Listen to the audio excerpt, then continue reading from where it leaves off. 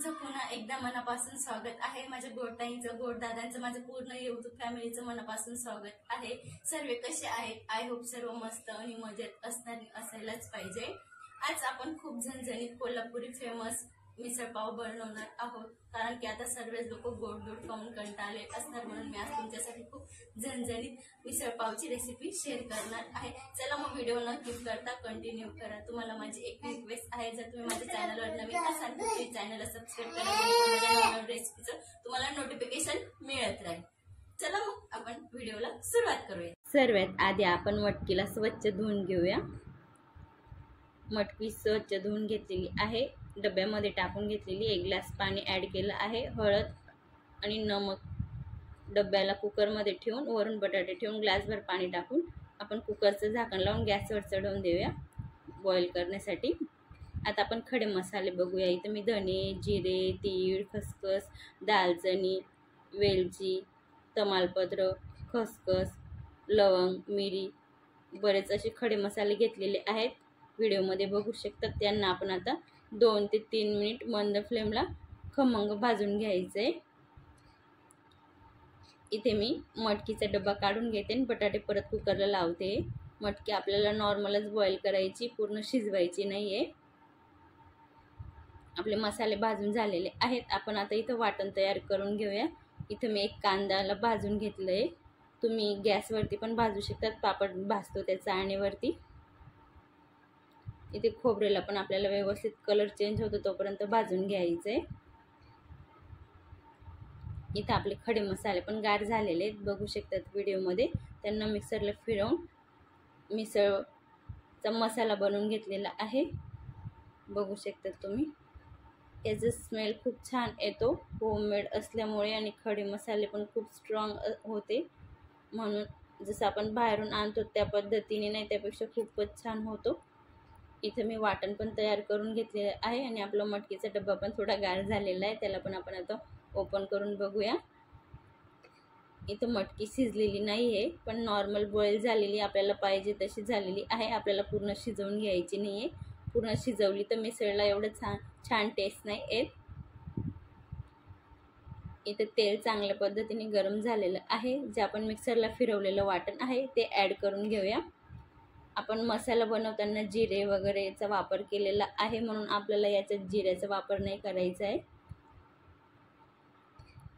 सगळ्यात मेन गोष्ट म्हणजे इथं जे आपण वाटण भाजतोय ते खूप छान पद्धतीने लो टू मिडियम फ्लेमलाच भाजायचे, म्हणजे याच्यानेच मिसळला छान टेस्ट येतो। जर तुम्ही हाय फ्लेमला भाजणार तर व्यवस्थित भाजलं नाही जाणार नाही, एवढी चांगल्या पद्धतीने मिसळ बनणार नाही। खास करून इथे लक्ष द्यायचे, अगदी 5 ते 6 मिनिट लो फ्लेमलाच मस्त मसाल्यांना भाजून घ्यायचे। आधी वाटणला इथे मी नमक ॲड केलेलं आहे, नमक मी तर थोडंच वापरते, आपण मटकी शिजवताना पण नमकचा वापर केलेला आहे। मी तर हळद, काश्मीरी लाल तिखट आणि आपलं घरगुती लाल तिखट आपण जो मसाला बनवलेला आहे आता तो ॲड करूया। मी 1.5 स्पून वापरते, तुम्ही तुमच्या गरजेनुसार वापरू शकतात, तुम्ही किती बनवतात त्यानुसार। इथं मसाल्यानं छान शिजू द्यायचं आहे। इथं मी मटकी शिजवताना जे पाणी वापरलेलं होतं ते ॲड करते, बघू शकतात। आता आपल्याला वरून झाकण ठेवून मस्त मसाल्यांना तेल सुटेपर्यंत व्यवस्थित शिजू द्यायचं आहे। आता आपण थोडं थोडं करून पाणी ॲड करून घेऊया, थोडंच करायचं आहे, जास्त नाही करायचं आहे। आता आपण फक्त मटकी ॲड करणार आहोत, थोडं पण पाणी नाही टाकायचं आहे। आपण इथं सर्व मटकी ॲड करून व्यवस्थित 2 ते 3 मिनिटासाठी छान शिजू द्यायची। जे मसाल्यांचा फ्लेवर आहे ते मटकीमध्ये छान उतरतो आणि खायला पण खूप छान लागते। डायरेक्ट पूर्ण ॲड केलं तसं मटकी चांगली नाही लागत, बघू शकतात किती छान तेल सुटलेलं आहे।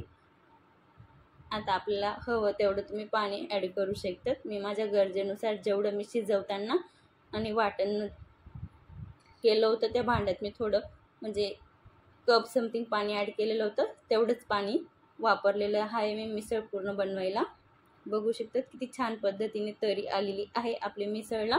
आता आपण येलो बटाट्याची भाजी बनवून घेऊया. इथे मी राई, जिरे, कढीपत्ता, हिरवी मिरची, हळद, नमक ॲड केलेलं आहे. व्यवस्थित मिनिटभर परतून घेतलेले. आता आपण बॉईल केलेले बटाटे ॲड करूया. छान 2 मिनटं व्यवस्थित परतून घ्यायचे. ही बटाट्याची भाजी बनवायला जास्त टाईम नाही लागत. वरून कोथिंबीर ॲड केलेली आहे. आता आपण प्लेट बनवूया. बघू शकतात आपली इथं मिसळ पाव बनवून झालेला आहे. आपली झणझणीत कोल्हापुरी मिसळ बटाट्याची भाजी इथं तयार आहे. मिसळ पाव बनवताना खास लक्ष द्यायचे, मसाला चांगल्या क्वांटिटीचा पाहिजे, नाही तर तुम्ही घरी माझ्यासारखं होममेड बनवू शकतात. दुसरी गोष्ट, मटकी जास्त शिजू नाही द्यायची. आपल्याला नंतर रस्स्यामध्ये पण शिजवायची, जेणेकरून रस्स्याला छान टेस्ट येतो. आजची रेसिपी आवडली असेल तर कमेंटमध्ये नक्की सांगा. अशा छानशा रेसिपीसोबत भेटूया. तोपर्यंत धन्यवाद.